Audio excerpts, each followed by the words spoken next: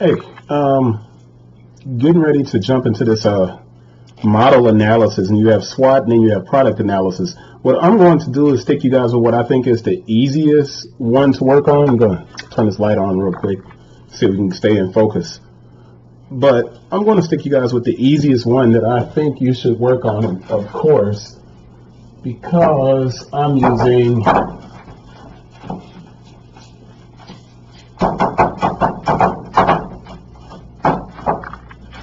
So actually, this is going to be in two parts. So what I'm going to do first is I'm going to write down, I'm going to go with the Boston Matrix.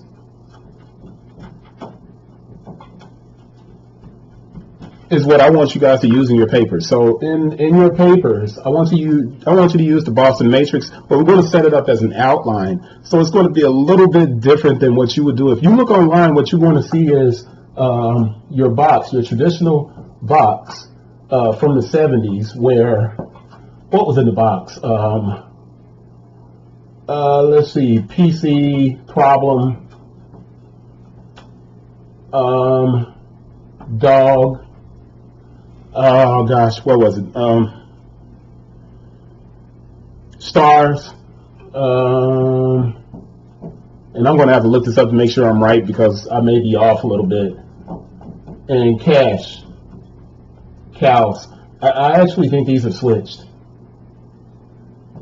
But for the moment, I'm going to leave them like this, right? So what you tend to have is like your problem. And remember, everything I want you working on in regard to the paper that you're writing is finding a problem and a solution that will enable you to take that internship and make that internship see the value of who you are through this research paper that you're writing. So it's not just for me. You're not going to give this research paper just to me, and then that's going to be it. What I hope is that you'll take these research papers and you're going to package them. And when you're getting ready to leave for the end of the semester or leave that internship, you're going to give that paper to them and they're going to look at it and say, wow, you know what? We need to go ahead and hire this person. That's the end game. We could all be like, hey, let's go to college and do all this other stuff. But what I found out when I was going to school is that when I was in graduate school, we went through all of these different things. But even in graduate school, they did not teach me how to write a query letter. So I spent all of that time in graduate school, and then I had to get books published, and I had never written a query letter throughout graduate school. Didn't make any sense whatsoever. Anyway, that's enough about what I'm saying here. What you have in the problem child section, and we're going to break this down into your outline, because I think a lot of you guys are going to have problems with what you're working on, because one, you've heard of this stuff before, but you haven't seen it. And I know I'm writing crooked and everything else, but what I hope, now of course I always write conclusion and I write intro, and that's just a placeholder because I got to come up with an introduction and I have to come up with a conclusion. Remember, the company that I've been working on all semester is Merrell. All right, I know for a fact that Merrell sells more of their mocks. If I put here, if I say stars, I know that their mocks are really good, and there's another shoe that they sell, and it's a really good shoe. I have to do a little bit of research to tell you that one, but I know for a fact Merrell's mocks do extremely well, right? So we know when we look at the mocks, and we say that the mocks are stars, those are things that are just going to work basically no matter what, okay? And what I'm looking at and what I've been saying this entire time is that we're trying to grow a new segment with Merrell. Now, remember, I don't work for Merrell. What I'm doing is teaching you guys through a case study of this company. What I looked at with Merrell was that they had an opportunity in my mind for something that I called urban hiking. Now, when I said urban hiking, what I was trying to do is expand the market from those people who are fans of the brand. And what you tend to have are products and things that right now for Merrell, casual and lifestyle is what needs to grow. So I know that's what needs to grow. So I'm going to use the matrix and I'm going to look at it. But what I'm trying to do is Actually, I take that back. These are not dogs. These are shoes that Merrell probably has on the other side. In the PC or the problem child area, and when we say the problem child area, and I'm looking at all of this stuff and trying to make sure I get it right, is the question mark or problem child or question mark. And you can find all of this information on Oxford Learning. Oxford Learning is a good site to go to look at for the Boston Matrix. For the problem child, it's also called the question mark. So the question mark for me right now is that Merrell needs to figure out a way to get these casual and lifestyle shoes on people. And in order to do it, what I've come up with is a way for the company to grow a new segment, and that's going to be via urban hiking. I know that this urban hiking is going to open up a new demographic for me, because it's not going to be hiking and going into the mountains. It's going to be hiking and walking around your city, as opposed to going out and finding big trails to get to. Everybody can go and take a walk on a big bridge or something like that in their own city. But what we have here last is our cash cows. And the cash cows, interestingly enough, the cash cows more than likely are not going to be your, are actually going to be your mocks or your top selling products. And with the cash cows in marketing, because what we're looking at is the marketing aspect of it. In marketing, your cash cows don't need any marketing. The best way to put it, because I'm not in tune, I don't know if you can look like underneath behind me, you see all these boxes that are stacked up. Those are primarily Nike shoes, right? I know for a fact that the Nike Air Force One is going to sell no matter what. Nike never has to run another ad for the Air Force One. It's a cash cow. It's at a great price point. It sells almost in every color that it comes out in. They don't have to do any marketing for that. So there's no marketing for the cash cow. The stars, really, there's not a whole lot of marketing for those stars either. But what you want is a questionable product to become a star. And what you guys have done with the market segmentation and the competitive segmentation is you come up with solutions, right, for a problem child to become a star. Now, a lot of the times people want to put this in a loop, but even though you're using the Boston Matrix and everybody does it in this kind of organized way, it doesn't work like that. You're going to be floating back and forth between different things, because even a star can become a dog. So if I was to look at Nike and I'd say the Foamposite used to be a star, but now the Foamposite is not a star. It's a dog. They release it as a $230 shoe, and it's on sale everywhere within 2 to 3 months at half its value. So what we have is a situation where everything can move around within this matrix. But what you guys are doing is you're going to have to come up with questions. And that's what this video is for. And I'm going to make sure I cut it short now, because it'll get extremely long if I don't.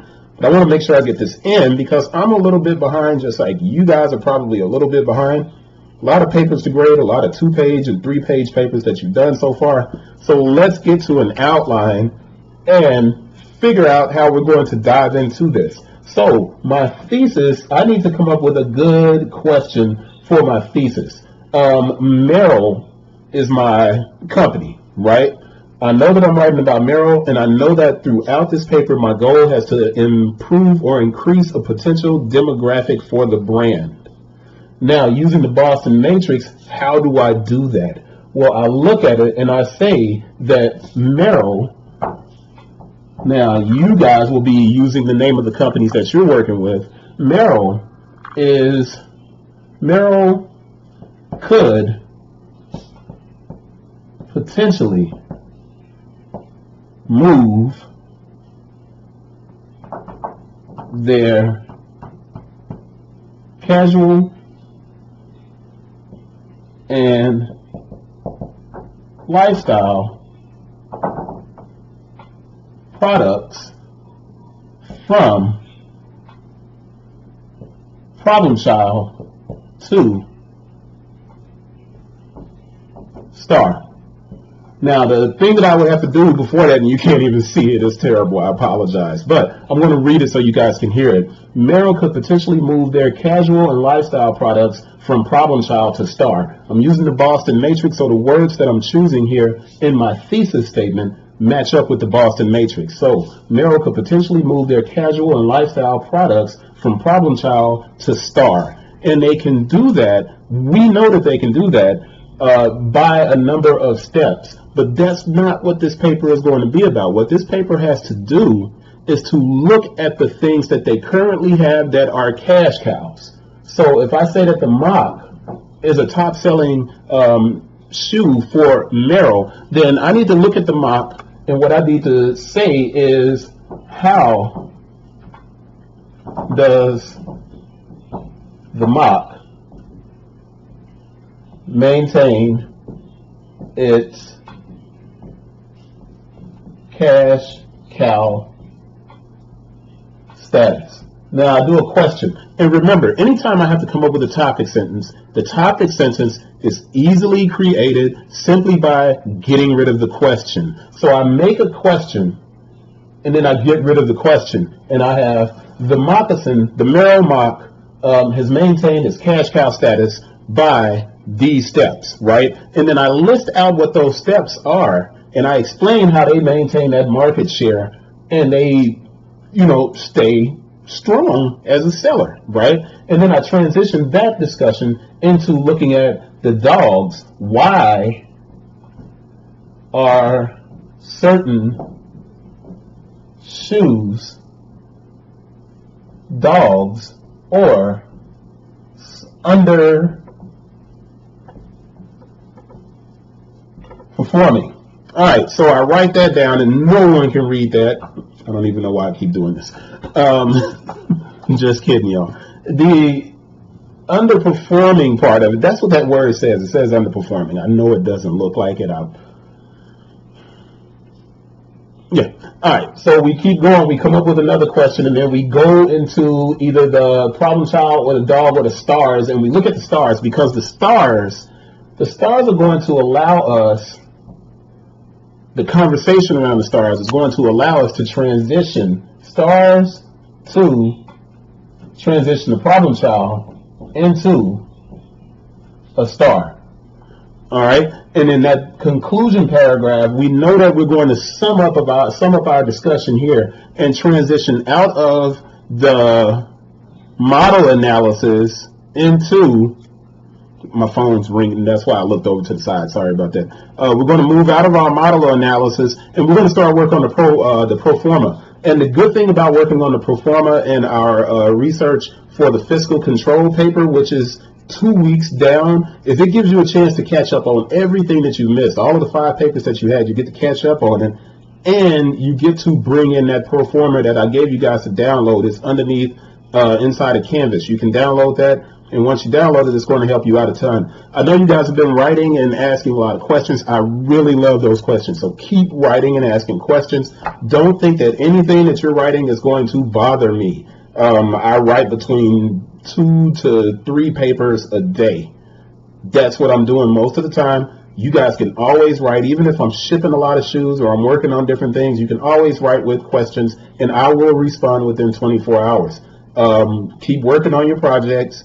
Start looking into that fiscal control paper, which is 2 weeks down the line, but it's a major part of what you're doing because, one, I have no idea what Merrell's budget is, but I can create a budget for implementing an urban hiking program for the company without having their budget. I know what I think would work, and I can build that into my pro forma, list it out, print it out, and make it a part, make it an attachment in my paper. That's it. Long video, 14 minutes. I really apologize for making it this long, but a lot of you guys haven't been introduced to SWOT or model analysis, and you definitely probably haven't seen the Boston Matrix before. Double check everything. I'm going to put a link down here in the description to the Boston Matrix on the Oxford website because I want you guys to have that. And that's it.